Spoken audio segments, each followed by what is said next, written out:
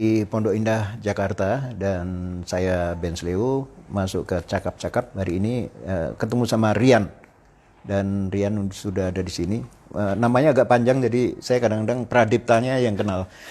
Apa kabarnya? Baik, Mas Ben. Seger sekali ya, kemarin dari Lomba Cipta Lagu Remaja semalam. Plus ya semalam kita ketemu di sana.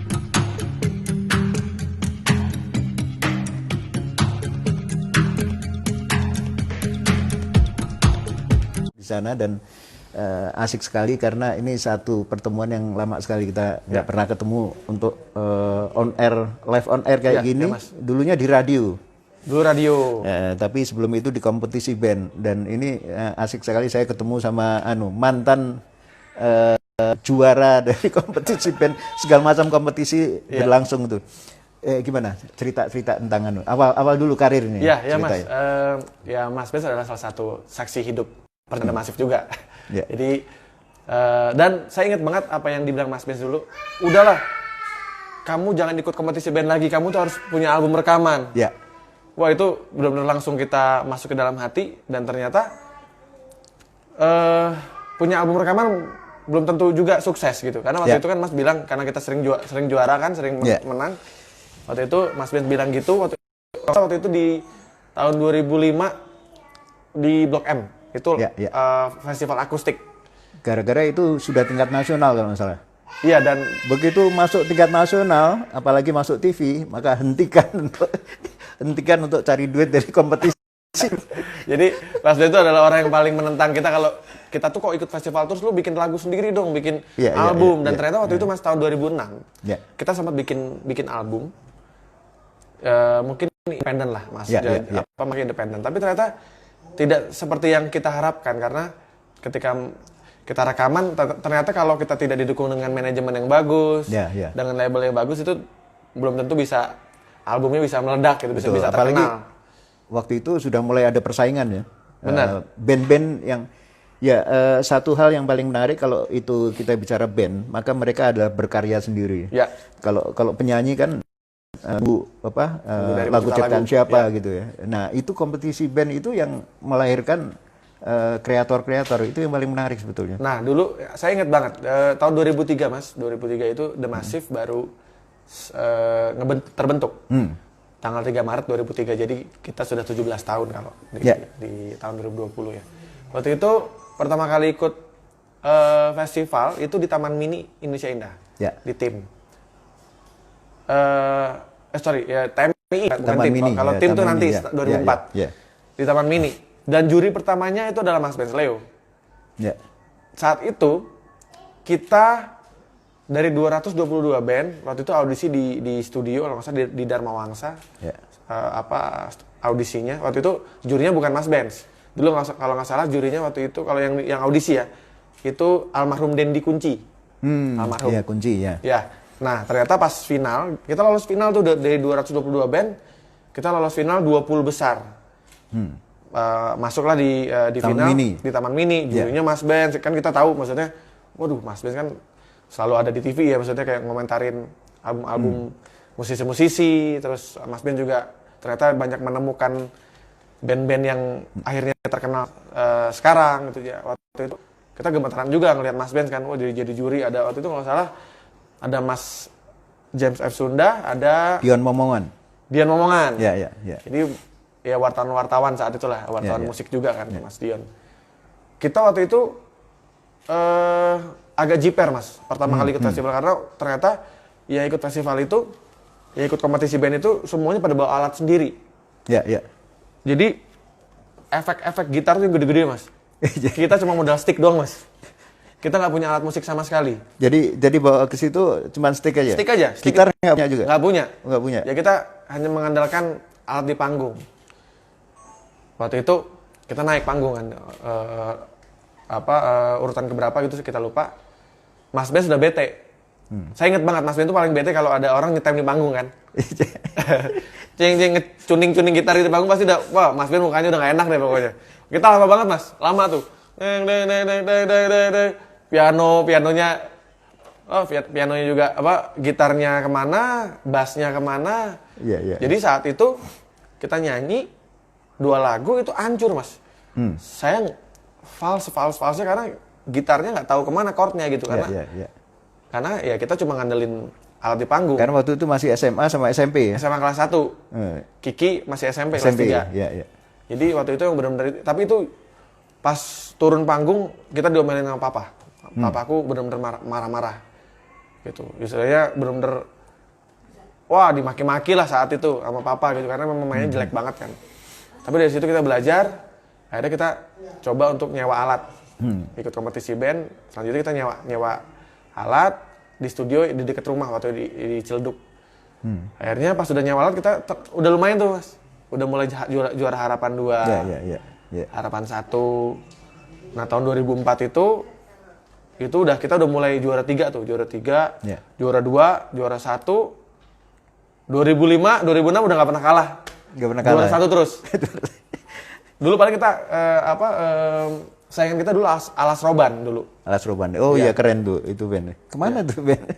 Dulu sempat di Celeber juga kalau nggak salah ya. Iya. Ya, nah cerita seperti ini menjadi menarik sekali karena terus terang kompetisi band itu adalah arena para musisi itu nggak sekedar instrumentalis harus kuat, para instrumentalis kuat, tapi juga songwriter lahir, pencipta lagu.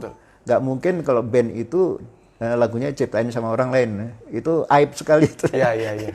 Karena itulah sebetulnya kita sewaktu jadi juri, kalau nggak salah pada saat saya minta Mas Dwiki Darmawan jadi juri waktu itu, saya ngomong sama Mas Dwiki, ini ada band jagoan ini, nggak pernah kalah di kompetisi ini, yang akan tampil di sini. Apa The Massive? Oh iya. Emang kenapa?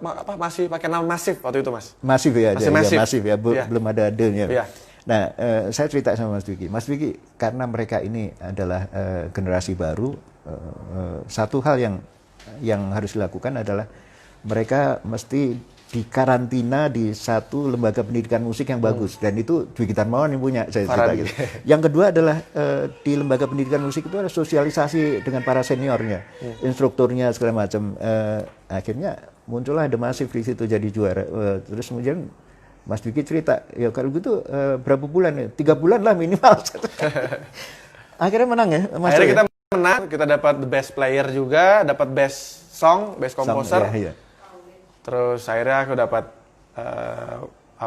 dapat les 3 bulan. 3 bulan, ya. Les vokal lumayan lah. Iya. Ya walaupun nggak terlalu nyantol akhirnya, karena cuma 3 bulan ya. Waktu itu mau ngelanjutin Mas.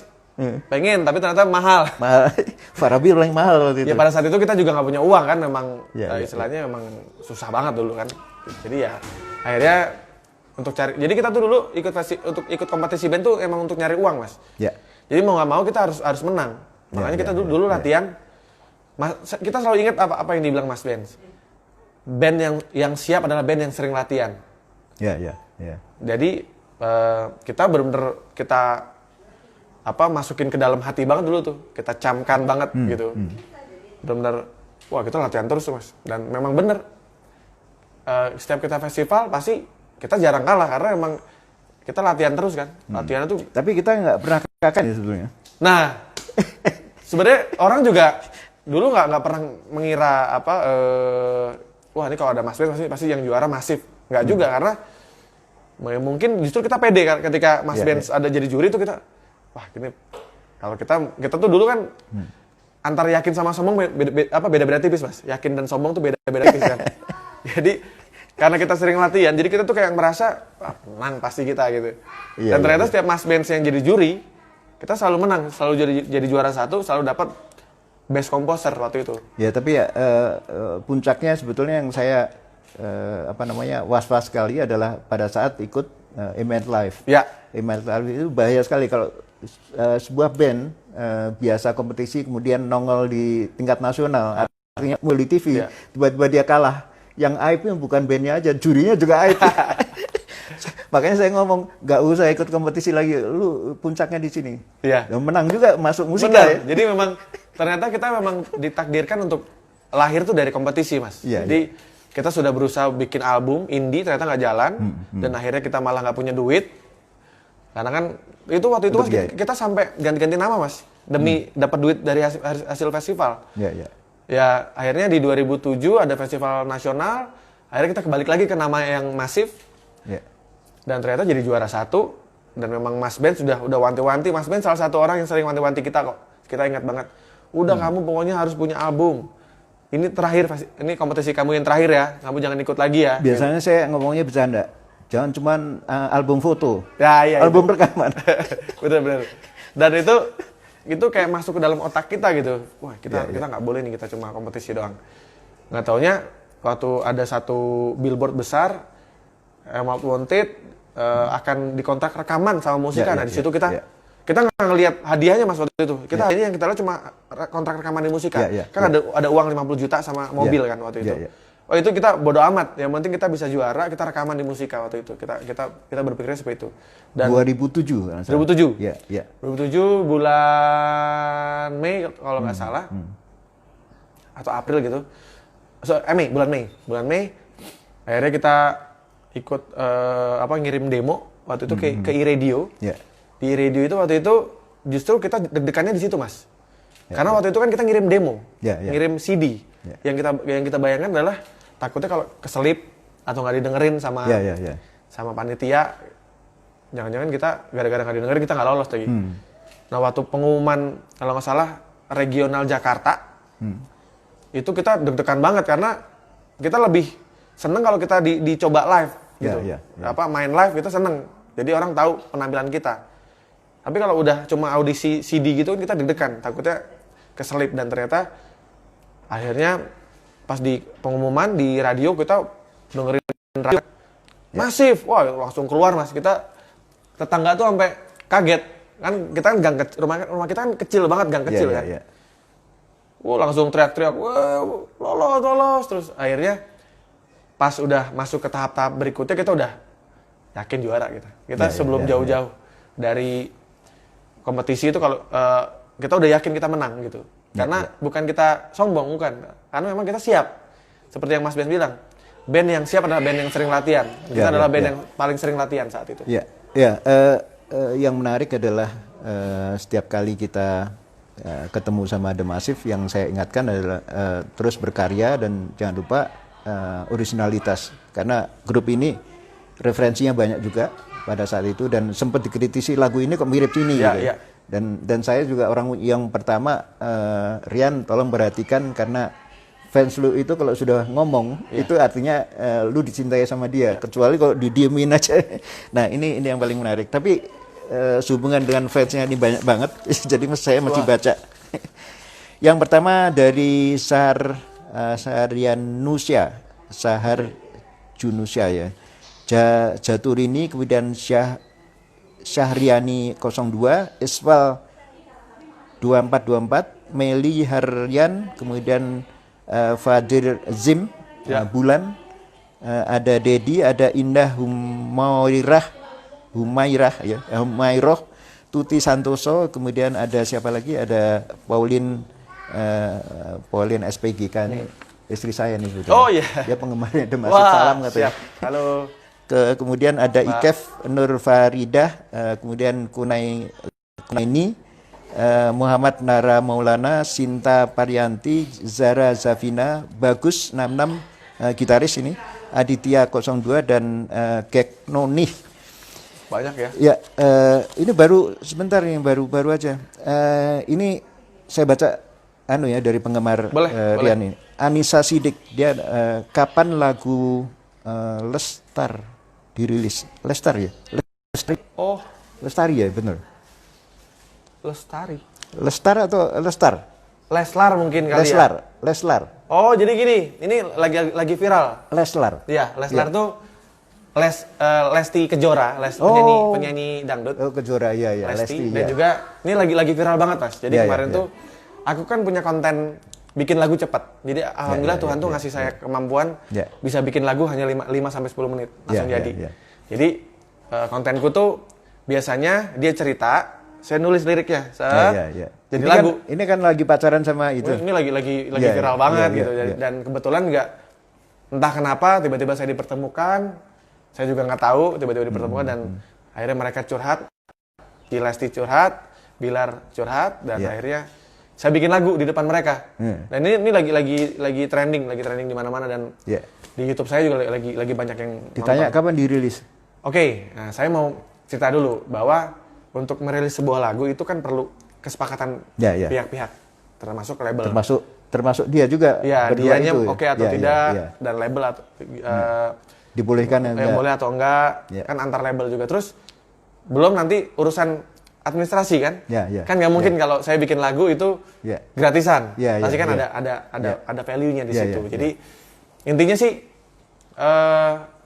saya pengen banget lagu-lagu yang saya buat itu mereka nyanyiin karena itu sesuai dengan apa yang mereka rasakan. Kalau saya bilang ke teman-teman, ke para penggemar mereka, kalau jodoh tuh nggak kemana. Kalau emang tuh lagu tuh jodohnya, pasti jadi. Dan kalau mereka berjodoh juga gara-gara lagu itu ya? Bisa jadi. Bisa jadi. Karena emang mereka tuh kan nggak pernah announce bahwa mereka berpacaran kan. Sampai saat ini. Tapi kelihatan mereka dekat gitu. Tapi Bilar itu sudah beliin apartemen katanya 2M harganya. Mas Ben ternyata update juga ya. saya nonton gara-gara Rian itu bikin lagu buat dia, makanya saya nonton terus nih berdua. Ya, sekarang Ainun, ini gantiin saya nih sementara ini teman-teman nih. Bang Rian, dalam pengalaman Abang, apakah ikut festival band atau kompetisi band itu adalah wajib? Kalau buat kita dulu band itu wajib ikut kompetisi. Karena duitnya buat sekolah juga ya. Biaya sekolah sebagian. Itu bonus Mas. Saya lebih ke kita mengasah mental sih. Jadi kita dinilai orang, terus kita jadi lebih menjadi band yang tahan banting. Jadi ketika kita masuk industri, ya kita lihatlah banyak sekali band-band yang lahir dari kompetisi itu adalah band-band yang memang tangguh. Kualitasnya bagus, di panggungnya bertanggung jawab, mentalnya kuat ya. Mas Ben tahu juga misalnya Kahitna. Ya kan Kahitna juga banyak ikut kompetisi. Terus band-band Lock Zilebur juga gitu kan. Bahkan dulu ya banyak lah band-band yang lahir dari kompetisi itu pasti punya kualitas yang bagus. Betul. Dan satu lagi ya itu tadi. Biasanya band-band yang itu harus ada ciptaan sendiri karena itu menemukan karakternya di sana kan. Ada satu yang cerita ini menjadi menarik sekali karena karya-karya awal itu justru jadi hits pada sekitar 2008-2009 itu adalah apa judulnya? Ya Cinta Imunuku. Ya itu. Merindukanmu. Ini kan sebelumnya karya-karya yang luar biasa sekali sebetulnya. Termasuk lagu yang waktu Rian waktu itu datang ke satu anak yang mengidap kanker. Mengidap kanker itu jadi lagu. Itu album kedua.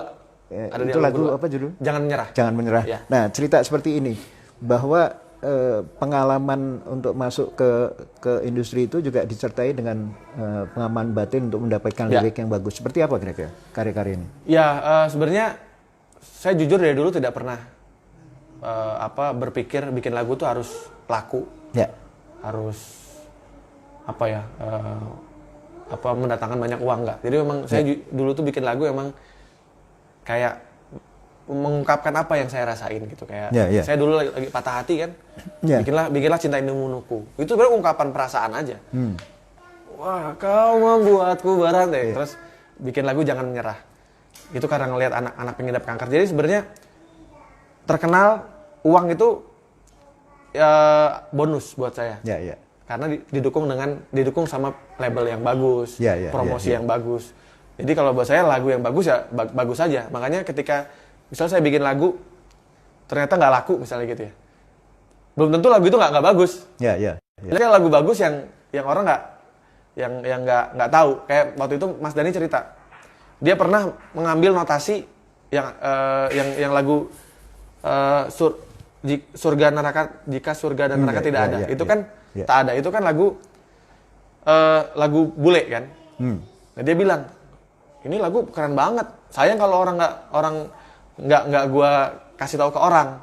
Daripada orang nggak tahu lagu bagus, mendingan gua ubah liriknya jadi Indonesia dan ternyata hits lagunya. Waktu itu Krisya featuring Ahmad Dhani. Mas Dhani bilang sendiri kayak gitu ke saya gitu. Jadi sebenarnya kalau lagu bagus ya bagus aja gitu. Kalau soal laku atau enggak itu menurut aku udah pasar yang menentukan sih gitu. Jadi ketika waktu itu bikin lagu, saya nggak pernah mikir Mas. Saya bahkan dulu ngirim demo ke musik itu 40 lagu untuk menjadi satu album, 10 lagu di 12 lagu waktu itu album pertama. Itu saya ngirim ke Musika 40 lagu. Yang dimana saat itu saya terserah Musika mau milih lagu yang mana gitu. Ya. Nah, beberapa karya ini ternyata menjadi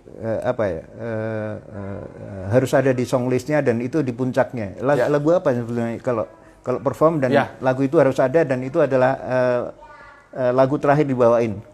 Kalau yang ya memang Cinta Ini Membunuhku masih menjadi lagu yang apa ya? Kalau kata orang itu masterpiece gitu. Kata orang, saya sih nggak pernah bilang itu masterpiece ya, tapi kan orang-orang bilang begitu. Ya memang lagu itu selalu jadi apa ya? Emosi menaikkan emosi orang gitu ketika. Itu tentang apa nih? Patah hati. Patah hati sebenarnya. Nah, sebelumnya patah hati sama siapa waktu itu? Saat itu ya zaman SMA, Mas. Oh, zaman SMA ya. Iya. Jadi bukan yang ini ya, bukan ya? Oh, ini kan diterima. Oh, diterima. Jadi lagu natural. Oh, natural. Album ketiga. Album ketiga. Ya, gitu lah. Pas selalu ada momen apa saya tulis lagunya. Betul ya. Lebih penting liriknya atau bikin melodi yang apa namanya long lasting gitu. Jadi sebenarnya panjang usia lagu itu kan juga ditentukan oleh dua-duanya sebetulnya. Betul. Tidak liriknya aja tapi juga. Setuju sih Mas, lagu dan lirik itu adalah satu kesatuan maksudnya. Itu kayak apa ya? Nadi dan darah lah gitu. Tubuh dan darah gitu. Jadi kayak kita kalau misalnya nggak ada darah yang mengalir dalam tubuh kita kan kita nggak bisa hidup gitu kan. Nah itu sama kayak walaupun banyak juga ada instrumental juga ada, tapi kan tidak banyak yang instrumental yang hits kan. Kecuali mungkin Cassiope mungkin banyak instrumental. Memang kalau lagu pop itu pasti ada notasi dan lirik. Ya karena itulah sebenarnya dalam sebuah kompetisi musik kalau itu lomba cipta lagu maupun kompetisi band yang ada lomba cipta lagunya juga lirik, melodi, harmoni itu adalah satu kesatuan. Jadi lirik sama melodi kalau harmoni nggak bagus juga nggak cocok, nggak jadi. Tapi Rian ini adalah paling jago, dia bikin dua-duanya itu lirik sama melodinya kena banget. Dan ceritanya nyambung sekali, terutama yang untuk anak yang yang kena cancer itu Jangan Menyerah ya. Itu ceritanya gimana sebetulnya? Ya, oke. Waktu itu tahun 2008 akhir The Massive diundang di acara amal di Rumah Sakit Darmais saat itu. Dan jujur kondisi saat itu The Massive itu lagi susah, Mas. Kita tuh terkenal banget dulu. Tapi album pertama kan kita meledak tuh. Tapi kita nggak punya duit. Jadi kita tuh ada masalah sama manajemen yang lama. Oh gitu, Jadi ada masalah sama manajemen yang lama. Hampir setahun kita ketahan duit saya nggak punya uang, baju saya karena dikasih sama distro juga, jadi bisa dapat gratisan gitu, jadi saya nggak bisa beli waktu itu. Oh di endorse ya? Di endorse lah. Gitu. Nah itu tapi ya saya nggak bisa memakai baju yang saya suka, karena saya harus menerima apa yang dikasih aja gitu kan. Dari mana? Bandung atau Jakarta? Iya distro di Bandung. Bandung itu. Jadi maksudnya itu ya udahlah kita terima aja lah saat itu gitu. Terus waktu itu kondisi lagi susah banget, saya nggak punya uang. Terus akhirnya diundang di acara amal, tapi waktu itu kita nggak punya uang, cuma kayak nggak ada beban dulu karena bos saya waktu itu ketika saya tuh obatnya cuma satu, Mas. Orang nyanyi lagu saya tuh udah kayak masalah tuh hilang semua gitu. Betul, Jadi ketika saya manggung yang nonton puluhan ribu orang nyanyi kau hancur, stadion gitu, itu masalah-masalah duniawi hilang semua. Udah lupa aja pokoknya. Tapi pas nyampe rumah ingat lagi nggak punya duit. Nah, terus pas main di acara amal, saya melihat ada satu anak pengidap kanker. Waktu itu dia sudah divonis 4 bulan lagi meninggal. 4 bulan lagi meninggal dan kansernya juga komplikasi ya. Jadi banyak nggak cuma 1, 2. 3 kalau nggak salah. Tapi di saat itu saya melihat dia lebih semangat daripada orang-orang yang sehat. Jadi gila nonton The Massive tuh dia hafal semua lagu-lagu The Massive. Umurnya berapa? Waktu itu umur 12 tahun dan dia di kursi roda. Namanya Restu. Dia nyanyi, dia ke depan panggung, joget-joget gitu. Terus hafal lagu-lagu The Massive. Nah, entah kenapa pas pulang nyampe rumah tuh saya kebayang mukanya gitu. Saya pikir, gila ya ternyata masih ada orang yang sebenarnya lebih susah dari kita. Hidupnya lebih memprihatinkan dari kita, tapi ternyata dia lebih semangat hidupnya bisa punya semangat dan melebihi orang-orang yang lengkap badannya gitu kayak kita. Saya langsung agak ketampar juga sih Mas saat itu. Ternyata masih banyak orang yang lebih susah dari kita gitu. Akhirnya bikin lagu untuk itu. Akhirnya 5 menit bikin lagu itu. Iya. Jadi notasi dan lirik bareng. Iya. Kan ada juga yang bikin notasi dulu baru lirik. Kalau ini enggak, ini langsung. Jadi kayak saya ngambil gitar, tak ada manusia yang terlahir sempurna. Ngebayangin mukanya aja gitu. Jangan kau sesali segala yang telah terjadi. Kita pasti pernah dapat cobaan yang berat. Jadi ngalir aja gitu. Dan lagu ini satu di antara memenangi penghargaan apa? Waktu itu Anugerah Musik Indonesia. Kan 2008 kita sempat jadi band yang kontroversial ya, maksudnya dengan album yang dikira menjiplak dan lain-lain gitu. Tapi saat itu saya jujur haters kita banyak banget Mas. Haters banyak. Haters kita banyak tapi manggung kita nggak berhenti. Kita tuh sebulan manggung 32 kali Mas. Kan sebulan ada 30 hari ya. Kita manggungnya 32. Ada yang sehari 2 kali. Sehari 2 kali ada 3 kali. Nah, karena waktu itu kan memang bayaran kita juga masih terjangkau ya. Paling 5 sampai 10 juta lah. Saat itu. Jadi setiap hari manggung tuh. Tapi anehnya di dunia maya kita banyak haters, tapi di dunia nyata yang nonton selalu banyak. Gitu. Jadi saat itu saya sempat agak down juga karena saya diserang di sosial media kan. Bahkan saya sempat mematikan semua sosmed saya gitu saat itu. Dan waktu itu padahal follower saya lagi banyak banget. Saya matiin Mas. Sempat vakum 4 tahun lah saya nggak bersosmed karena waktu itu memang banyak haters lah. Tapi di 2010 tuh kayak 2009 akhirnya muncul lagu Jangan Menyerah. Itu kayak netralisir lah. Jadi kayak anggapan-anggapan yang dibilang di album pertama tuh kayak mulai luntur, dan apalagi dapat penghargaan AMI Awards. Ada 4 penghargaan untuk lagu itu. Jadi perlahan Jangan Menyerah itu. Jangan Menyerah. Jadi perlahan udah mulai orang tuh melihat memang The Massive itu punya kualitas, bukan karena kontroversi. Suatu saat kalau nggak salah sekitar 2013 ya nggak salah, ada preskon untuk The Massive berangkat ke Irlandia. Kebetulan setahun sebelumnya saya ke Irlandia nih. Kebetulan ada di sana ada diskusi masalah hak cipta. Tapi paling menarik adalah pada saat itu band Indonesia dengan karya sendiri berangkat ke sana, dan itu festival besar gitu ya. 100 tahun Arthur's Day. Arthur's Day. Jadi itu acara 100 tahunnya. Acara tahunannya si rakyat Irlandia. Betul.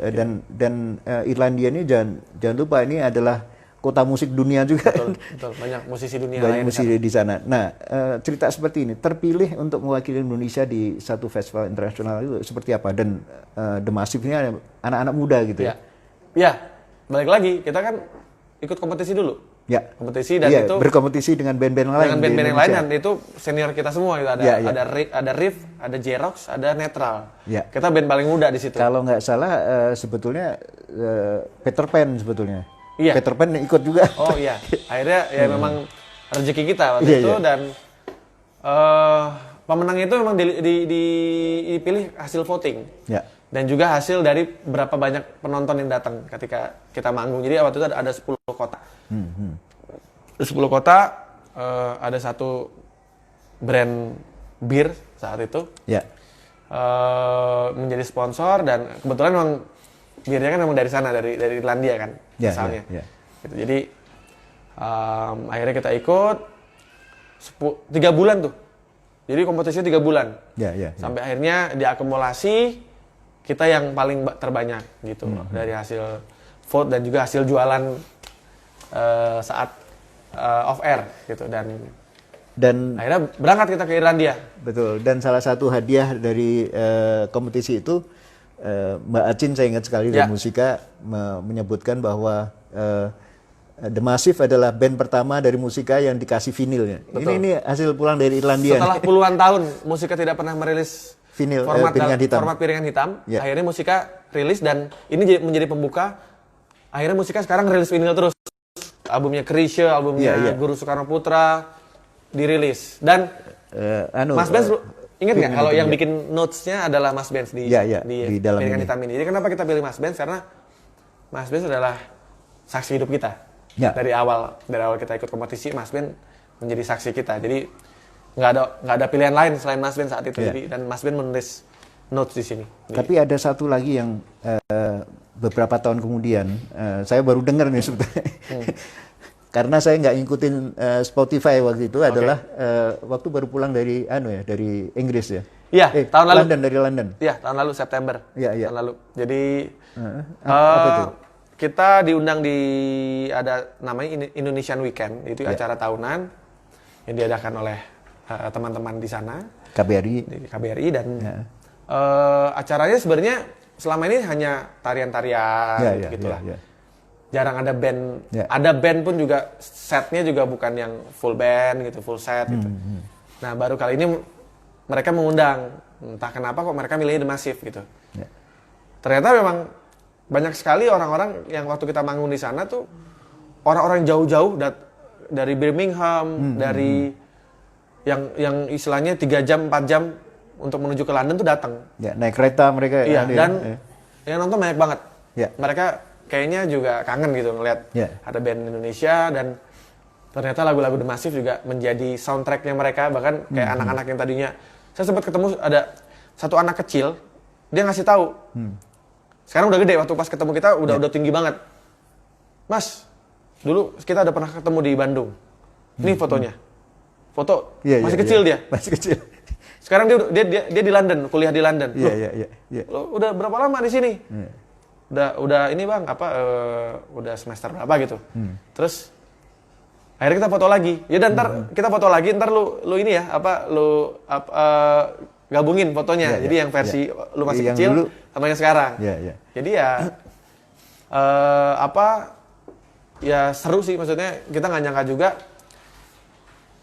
antusiasme masyarakat di sana yang selain yang orang-orang Indonesia ya, itu juga mereka menikmati. Jadi orang-orang bule yang karena kan kita manggung di Tower Bridge, di sampingnya Tower Bridge, dan itu kan semua orang boleh lewat gitu. Dan yang datang itu sekitar 10 sampai 15 ribu orang. Jadi yang lalu lalang, yang orang Inggris asli ya nonton gitu. Akhirnya itu direkam nggak beberapa kesempatan kayak gitu? Dokumentasinya ada, tapi kita nggak mau menyia-nyiakan waktu karena kapan lagi kan kita manggung di London gratis kan, kita datang nggak ngeluarin duit buat tiket dan lain-lain. Kenapa kita nggak rekaman aja sekalian di Abbey Road kan?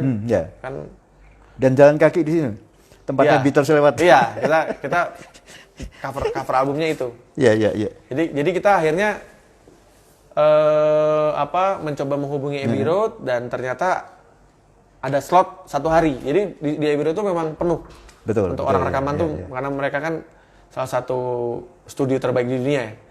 Jadi hampir semua musisi dunia kan rekaman di sana juga. Itu sejarahnya Beatles dari situ juga.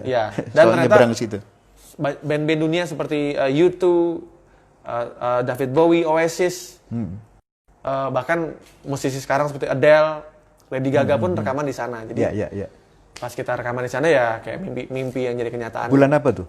September. Dan sudah dirilis sekarang? Nah, kita tuh kemarin merekam 20 lagu, ada acoustic version dan juga yang full band. Ada 20 lagu, jadi 10-10. Nah, yang kita rilis sekarang masih yang akustik dulu. Dan sudah ada di digital streaming platform. Nanti akan dibikin fisiknya? CD atau? Akan ada Piringan Hitam juga. Akan bikin double vinyl nanti. Ini dari Tias Yahya. Tias Yahya ini istrinya. Dion Momongan. Juri saya juga, juri awal. Juri pertama kalinya The Massive. Mas Dion aja lupa. Keren kakak Rian. Feel setiap lagu dapat. Jadi feel-nya dapat setiap lagu. Jadi nyawanya lagu itu selalu dapat. Iyalah, ciptaan sendiri lagunya. Kalau ciptaan orang lain mungkin feel-nya nggak dapat terus. Saya walaupun nyanyi ciptaan orang ada kan lagunya Krisya kan beberapa kali dan itu cukup hits juga yang Bergila Kasih. Itu bahkan views-nya sekarang udah hampir 40 juta ya di YouTube ya. Jadi itu salah satu lagu itu ciptaan siapa ya? Tito Sumarsono. Tito, oke. Itu lucu Mas. Kita manggung di acara sekolah. Ada yang nanya kan meet and greet. Mas Rian, gimana kok bisa sih bikin lagu sedalam itu Pergilah Kasih. Nah mereka nggak tahu anak-anak lagunya siapa ya? Iya anak SMA itu nggak tahu. Ternyata itu lagu Chrisye. Oh itu lagu almarhum Chrisye. Itu waktu itu tahun 89 gitu-gitu yang kita kasih tahu lah. Jadi ya kita perlu menyambung mata rantai itu Mas. Maksudnya itu nggak boleh putus. Jadi orang harus tahu sejarah gitu. Aku sih pengennya gitu. Salah satu lagu di luar ciptaan sendiri itu ya, Pergilah Kasih itu. Iya kebanyakan sih lagu-lagu lama ya. Iya, lagu-lagu lama ya. Oke, ini Ginta Rucito menanyakan, selamat Rian, kemarin ikut konser 7 Ruang, anak muda yang keren. Terima kasih. Ini komentarin Ginta, ini dari mana nih Ginta? Terima kasih ya Ginta. Terima kasih Ginta. Ginta cewek-cewek ya? Nggak tahu nih Ginta nih. Rucito kalau kelihatannya belakangnya cowok kali. Mudah-mudahan cowok ya. Lilis Pujo nih, Lilis perempuan biasanya. Mas Rian, pernah menghadapi fans fanatik yang susah diatur nggak? Bentuknya seperti apa? Wah, jadi misalnya tengah malam dia datang gitu. Banyak, saya pernah dicium cowok juga pernah gitu kan. Beneran. Jadi mau masuk mobil, dia udah nungguin di depan hotel. Iya. Ya saya kira dia biasa aja gitu kan, cuma nggak tahu saya dicium cowok. Tapi bukan, maksudnya cowok beneran ya? Iya. Bukan setengah-setengah ya, tapi emang mungkin itu adalah bentuk dia dan biasanya kalau dia berhasil, yes, gue dapet gitu. Tapi ya kita harus menerima ya apapun yang namanya fans tuh kita ya. Saya pun kalau ngefans sama seseorang, saya bakal begitu. Jadi kalau kita manggung di luar kota itu bahkan sampai ada yang dari pagi nungguin sampai besok pagi lagi nungguin. Jadi saya kadang suka heran, lu nggak pulang-pulang gitu. Kadang ada yang cewek gitu kan, ada yang ibu-ibu atau sekeluarga gitu nungguin, bahkan sampai rela kita tahu mereka tahu kita nginep di hotel apa, mereka nginep di hotel yang sama. Ada ngetok-ngetok, saya pernah marah-marah tuh. Saya lagi di dalam, saya lupa ngunci pintu. Tahu-tahu dia masuk aja gitu, masuk. Mas, saya minta foto. Mas, ini privacy Mas. Kalau minta foto nanti ya. Iya. Saya maksudnya saya lagi pakai pendek dan sebagainya kan. Itu kadang-kadang suka mengagetkan juga, tapi ya udahlah, kita juga nggak bisa terlalu gimana kan. Sebelum lupa saya akan menanyakan apakah kalau kita ngefans sama sebuah grup atau seorang musisi itu diburu nggak sama Rian? Contohnya begini. Irlandia itu, U2 ada di sana gitu. Sempat lihat rumahnya. Ini kan rekreasi nih. Kalau keliling kota gitu, itu rumah U2 gitu. Iya, saya ke base campnya U2. Iya. Foto-foto. Iya. Tapi ternyata mereka udah nggak di situ ya. Tapi rumahnya Bono gitu, saya lewat juga tuh yang gede banget tuh. Iya. Misalnya ke daerah kayak kemarin kita ke London, ya kita ke tempat-tempat yang memang bersejarah, kayak misalnya betul. tempat yang bikin cover albumnya The Clash itu ada di Camden. Terus misalnya rumah kecilnya, kalau Liverpool ya ke rumah kecilnya Paul McCartney, John Lennon gitu-gitulah. Iya. Dan itu kebanggaan sendiri ya kita nyampe di sana. Ada foto Napak tilas. Karena mereka adalah musisi dunia yang punya karyanya luar biasa ya. Kita kalau bahasanya ziarah musik lah gitu. Ziarah musik. Oke, sudah bergabung ini Nina Hemina, kemudian Fahri Pratama, Umi Kulsum kali ya, Firman Nur, kemudian Abito Uchiha, kemudian ada Munif 213, dia menanyakan, Mas Rian sangat pandai menulis lirik. Dulu pelajaran bahasa Indonesia dapat berapa? 9,5. 9,5. Oh iya benar. Iya. Oh benar. Iya. Oh iya. Saya ini pinter juga nih Mau Nef. Saya benar.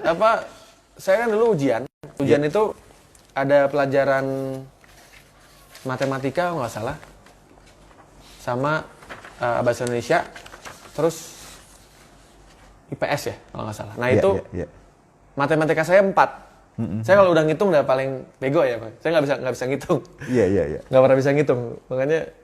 Tapi kalau udah ngomongin bahasa Indonesia, kesenian, saya bagus pasti nilainya. Iya. Zahra dari Medan nih, Mas Rian, Anda terkesan dekat dengan Chrisye. dan bisa menyuarakan lagu Chrisye dengan sangat baik. Apa pendapat Anda dengan almarhum Chrisye? Oke, ini kebetulan banget pas. Ya. Jadi banyak beberapa barang-barang Chrisye yang ada di saya. Ya. Salah satunya ini. Gitar juga. Iya. Ini kacamata. Oh iya, kacamata Mas Chrisye. Ya. Ini kacamata bacanya Om Chrisye yang selalu dipakai. Ya. Wow, iya. Ini kacamatanya. Iya. Terus ini ada kacamata yang dipakai waktu di video klip Kangen. Yang sama Sofia Lacuba ya. Iya. Buat saya barang-barang ini tidak asal ada di saya gitu. Iya. Ini kayak ada satu tanggung jawab untuk saya menyimpan dengan baik. Menyimpan dengan baik dan juga kayak ini kan sejarah musik ya. Betul. Sejarah betul, aset. Ya. Ini sebenarnya aset bangsa kita sebenarnya. Ya. Kalau di luar negeri ini sudah ada di museum. Ya. Kalau kita datang ke museum The Beatles, orang klosetnya John Lennon aja itu bisa laku miliaran kok. Ya. Nah, kalau buat saya Chrisye itu harusnya sudah sebesar itu. Ya. Gitu. Ya, buat Zahra, kalau suatu saat Anda ke Batu itu dekat Malang, di sana ada satu museum dan di museum itu ada memorabilianya Chrisye juga dan musisi yang lain. Dan ini gitarnya almarhum ini gitar Chrisye. Almarhum Chrisye yang dibeli di Jerman tahun 80. Ini dan sekarang sudah ada di tangannya Rian. Ya, ini gitarnya sangat langka. Maksudnya orang akan nggak usah tahu ini punya Chrisye lah gitu. Ini udah jadi barang yang dicari orang. Apalagi ini bekasnya Chrisye. Jadi ini almarhum Tante Yanti bilang ini Om Chrisye beli waktu dia ke Jerman. Jadi ini benar-benar backnya pun masih seperti yang dia beli saat itu. Jadi kenapa waktu itu Om Chrisye beli ini, karena waktu itu David Bowie pakai ini. Jadi betul. Waktu itu David Bowie pakai gitar ini, dan ini unik karena akustik tapi bentuknya kayak elektrik dan lancip kan. Karena Kramer itu kan identik dengan dulu Richie atau Van Halen, Eddie Van Halen saat itu. Ini pernah dimainin di mana? Main pakai gitar ini? Rian. Aku banyak beberapa kali pakai gitar ini. Ya, pakai ini. Nah, boleh nggak nanti terakhir pakai gitar ini? Ini boleh. Udah di stem belum? Nanti di stem dikit bisa. Dikit ya. Cerita seperti ini. Terus terang, saya waktu ke museum di Batu itu, di sana salah satu yang paling banyak ternyata adalah beberapa penilaian Chrisye yang mahal, termasuk tropi juga diserahkan. Rupanya Mbak Yanti waktu itu memang kesulitan sekali tatkala almarhum sudah wafat. Ini jangan sampai ini jatuh ke orang yang tidak benar gitu ya, atau tidak disimpan dengan baik. Betul. Misalnya dijual lagi kayak gitu kan nggak keru-keruan. Dan nyampe ke tangan. Sebenarnya yang paling saya takutkan adalah itu nyampainya ke orang di luar Indonesia sebenarnya. Oh iya. Jadi ternyata malah yang nyimpen itu orang-orang bule yang kita nggak tahu dia ada di mana. Makanya. Betul. Saya menyimpan gitarnya Om Benny Panjaitan juga almarhum. Saya simpan juga. Terus Om Chrisye ada tiga gitar. Bahkan yang gitar yang kecil, Bon. Gitar yang setengah ukulele gitu. Iya, yang gitar lele itu adalah gitarnya Om Chrisye waktu terakhir Om Chrisye ada di rumah sakit. Dan itu fotonya ada semua. Ya, sebelum ini gitar kecilnya yang waktu Om Chrisye sakit. Dia megang, dia mainin gitar ini. Iya. Ya, diinformasikan bahwa yang gabung tadi adalah dari Lombok, Sulawesi, Bangka Belitung, Bandung, Surabaya, Medan, dan biasanya yang selalu ada itu adalah Mas Vigil dari Selandia Baru. Nggak ada? Ada nggak Vigil? Oh, itu sudah ada. Nah, kembali ke beberapa karya terbaru. Apa yang baru saja dirilis sama Rian? Rian dan The Massive. Ya, bulan April kita kemarin sempat merilis lagu baru, judulnya Bersama Kita Kuat. Ya. Itu memang tentang apa nih? Ya tentang kondisi kita lah. Ya, sekarang ini. Ya, di mana yang kita butuhkan sekarang adalah kita harus berpikir positif, kita harus yakin bahwa ini adalah cobaan yang akan berlalu. Kalau kata Om Eros Jarot, badai pasti berlalu kan. Iya. Nah, ini adalah cara Tuhan untuk menaikkan level kita sebagai manusia ya. Jadi ya kita harus terus jalani ini. Ini gitu. Dirilis bulan April. Bersama Kita Kuat judulnya. Bersama Kita Kuat. Ya, udah sekitar 2,5 juta lah yang nonton di YouTube. Ini karya di tengah pandemi virus ya lahirnya. Ya. Saya bikinnya juga habis hujan, makanya ada kata-kata pastikan ada pelangi sehabis hujan gitu. Jadi saya bilang gitu. Jadi ya pastikan ada pelangi sehabis hujan mewarnai hidup kita, bersama kita kuat. Ya. Oke, ini ada rekan saya, Buyil. Ya. Dia menanyakan bagaimana cara ngedapetin gitar dan juga kacamata Krisya tadi. Dan apalagi di luar gitar sama kacamata. Yang pasti tidak semua orang punya uang banyak pun belum tentu bisa mendapatkan ini. Ya. Jadi emang inilah kepercayaan. Ya. Kepercayaan. Mbak Yanti sendiri barangkali yang kontak. Iya. Jadi Tante Yanti almarhum juga bilang ini dia tidak sembarangan kasih ke orang, dia tidak sembarangan dia berikan ke orang lain, ke orang-orang gitu. Bahkan aku sempat dikasih pesan juga sama almarhum, aku dikasih satu sertifikat gitu, ditulis ini jangan dikasih, maksudnya jangan diperlihatkan ke umum gitu. Nah saya nyimpan. Iya. Dan itulah pesan yang luar biasa sekali karena banyak orang yang tidak sadar bahwa karya seorang tokoh itu penting untuk dilestarikan, disimpan dengan baik. Rumah ini rupanya museum juga nih. Saya lihat ini banyak banget nih. Ya. Ini apa aja? Vinil? Iya, vinil ada. Saya ngoleksi hampir musisi-musisi yang saya suka ya. Kayak misalnya. Dan beberapa di antara indie Vina ya? Paulinata. Oh ini Vina, ya. Terus Nia dan Niati saya punya. Nia dan Niati ya. Oh, gitu. Nanti saya bilang sama Nia nih. Habis ini saya foto. Jadi terus ini salah satu album yang bagus banget. Ini Cinta Pertama. Cinta ini Pertama. Film. Idris Sardi. yang pemainnya juga Slamet Raharjo sama Christine Dan Hakim. posternya ada. Ada posternya. Di situ. Posternya ada di situ. Terus ada saya satu frame album Badai Pasti Berlalu. Cover piringan hitam, ada flyernya juga. Berapa kali beli albumnya Badai?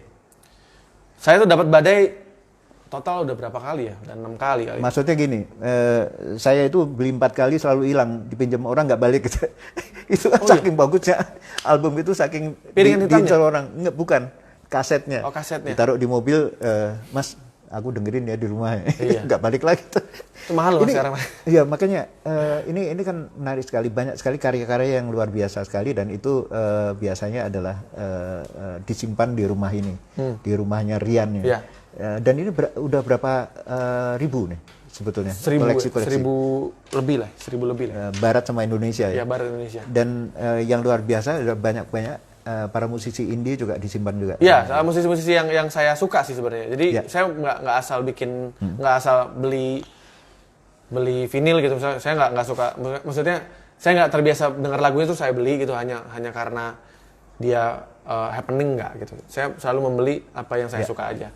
Jadi saya tidak pernah memaksakan orang untuk suka sama musik saya juga sama gitu. Kalau orang nggak suka musik Eda Masif ya nggak masalah. Oke, boleh nyanyi sedikit aja, setengah menit barangkali. Siap. Iya.